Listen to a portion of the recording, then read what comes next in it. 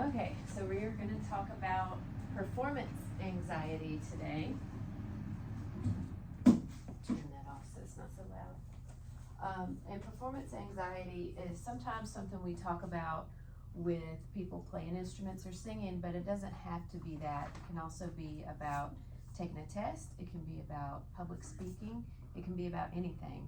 So supposedly one of the biggest things that people are anxious about is getting up and talking in front of somebody. And that's, very understandable and very, very common.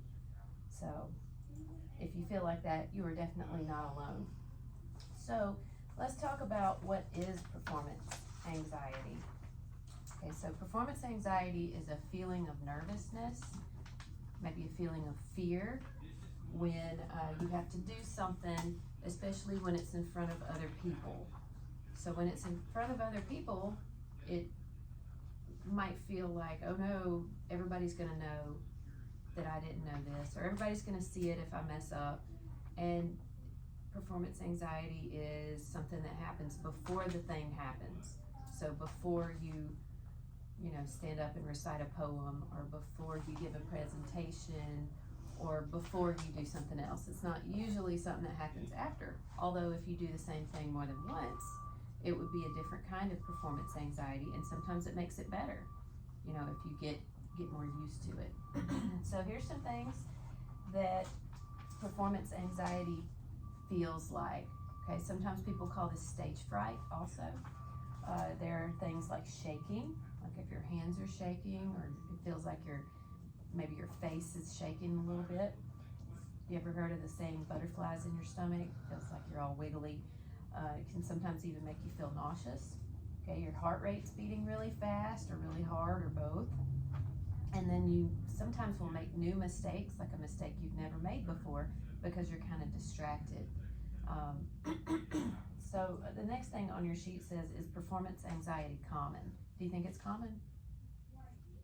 It is. It's really, really common. We don't have statistics about it because it's not, we don't have official statistics about it because it's not something that we can ask every single person on the earth how they feel. So, but we do know it's really common. People who give presentations all the time get anxious about it. People who play music or sing music in front of people all the time, they get anxious and nervous about it too. So you're definitely not alone, and you're not weird if you feel nervous. So what are some things that you can do when you do feel these feelings of anxiousness? So the first thing I have down here is breathing, and breathing really deeply. So one of the first things we do most of the time when we're nervous is we tense up, and when you're tensed up, you're not as likely to take a big deep breath. So it is physically important for you to take a deep breath. It will actually change your heart rate. It will change the signals that your body is getting when you take slow, deep breaths. So you can count like in 4 and then let out 4, or 2, or just anything that is slower and really deep on purpose. It will make your heart slow down even if you're still scared. So another thing that you can do is really practice and be very prepared for whatever it is that you're supposed to be doing. So when I tell my students that they're about to play something or perform something in front of other people, when the other people aren't there, you want to practice the way that you want to perform, so that when you're nervous, you don't have to be adding another layer of responsibility, which is, oh, now I've got to try and do a good job. I wasn't trying to do a good job before, but now I am. It's kind of like if you were practicing 2 + 2 = 5. 2 + 2 = 5. Oh, I'll fix it when it's important. Well, why are you practicing it then if it's not the right way to do it? So when you are nervous and you have a performance situation and everything's feels like it's moving really fast, it can help you to have those good habits to rely on so that you don't have to think about it. It's just automatic. All right, another thing you can do is perform often. It's called exposure therapy. Even if it's the thing that you were the most afraid of ever, if you just keep on and keep on and keep on, after a few times, your body will just say, okay, we're used to this now. It's not really that big a deal. Exposure therapy. Mentally visualize your success. So don't think about, okay, this is going to be terrible. I'm going to mess up. Everybody's going to laugh at me. And then you visualize what the people are looking like. Like, visualize it the other way. What if it goes great? What if somebody comes up to you later and says, wow, you did a really good job with that? Or they later say, you know, I wish I could have done as well as you did. So let's list 3 situations when you might feel a performance anxiety. Can anybody think of one that you've either had or you might have in the future? What about taking a state test? That might be one. You ever get anxiety about that? It's not in front of other people, but it's really important and you're trying to do a good job. Can you think of one? Singing, yeah. If you were singing in front of other people, that would be a good one. Anything else like that? What about if you were playing a sport and you were at bat and they were pitching to you? Might have some performance anxiety from that. What if you're playing basketball and somebody passes you the ball and you're supposed to shoot? What if you miss?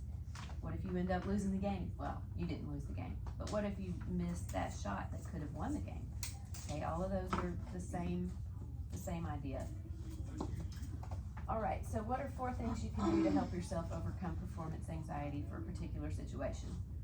Here they are. We just talked about them.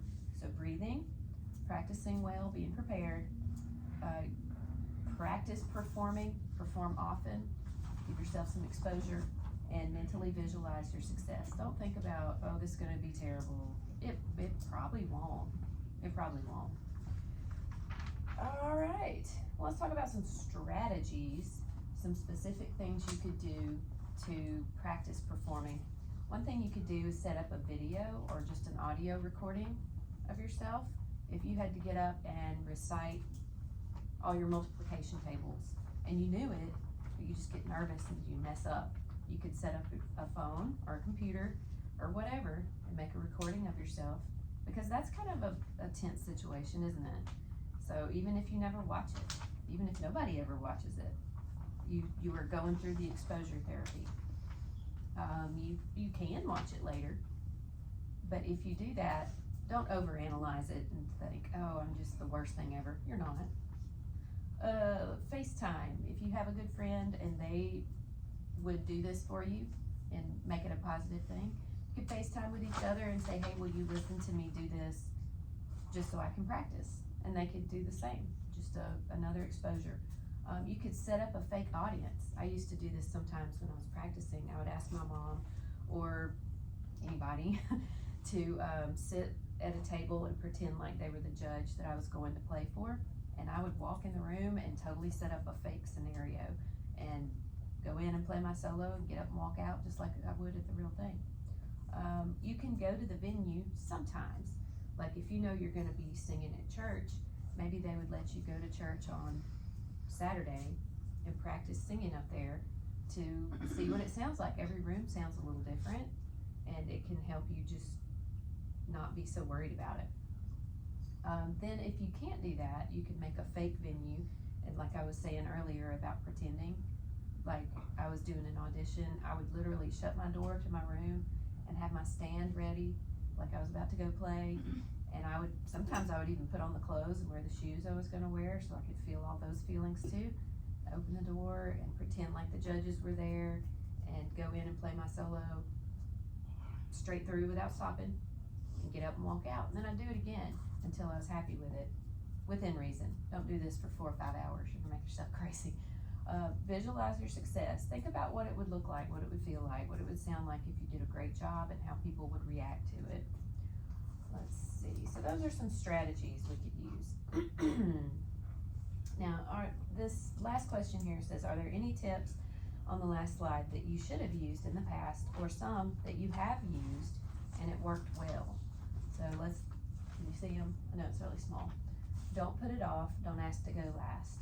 So if you are in a class and everybody has to present their project, get it over with. Rip the Band-Aid off. If you sit there and think about it and think about it and think about it, it's not going to be better later. You're probably not going to do better because of sitting there and getting more and more and more nervous. It's It's like if you go to the doctor and you know you gotta get a shot, just get it over with. It's gonna happen either way, but if you wait, then you also have all that stress added to it. This next one I have says, get going and rely on your good habits. So that's part of not putting it off. Don't overanalyze. Okay, everybody has these feelings, everybody feels these stressors, so you're not like extra bad at all. Everybody feels this. Even professional musicians, professional presenters get nervous before they do stuff in front of other people. Now, anything could happen, but is it likely? Okay, sure, it is possible that your pants fall down, but I don't think it's likely. You know, I've never seen anybody have that happen when they were up in front of anybody playing or singing or talking or anything. Maybe, you know, a meteor is going to come crashing down through the ceiling, but I don't think it's likely. You might stumble over some words, that's pretty likely, but it's not a big deal. Everybody does it. It's really very common.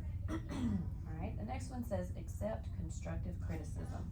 So if somebody says you need to speak louder, we can't hear you, don't fight it, you know, listen to it. Even if you think their advice is not the best, listen to it anyway, and there may be something that you can pick from that that actually is useful.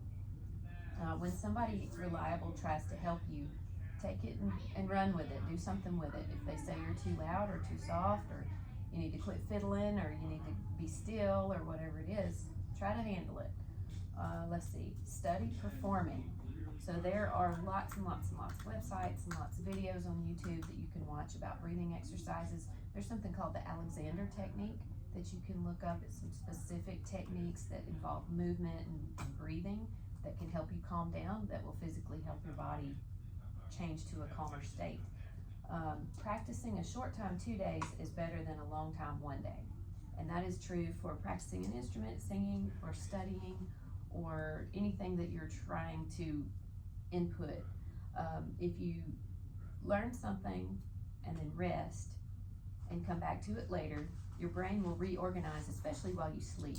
It will reorganize that information for easier access.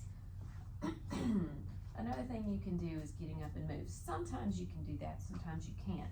When, if you're taking the state test, they're not gonna want you to get up and walk around the room and stretch and move around. But it's possible in some situations that you can, to let your body not just be in one little huddled up tense space. Okay? You can move and move your arms around and take big breaths and stretch, and those things can help release that tension from your body. Are there any of these that you have done before? That you thought of, like, yeah, I've done that. Like what? Don't ask the last. Yeah, not asking to go last. I think that does make it worse. Waiting and waiting and waiting. Sometimes you have to. But is there any of these that you wish you had done in the past? Not really. Well, some of that might be new information, but public speaking is supposed to be one of the most feared fears that people have, because they're afraid somebody's gonna hear them mess up. But we all mess up, and it's a very real part of life. So if people don't understand, then they would if they were doing it. So anyway, I hope that is helpful to you in some form or fashion, and we will move along.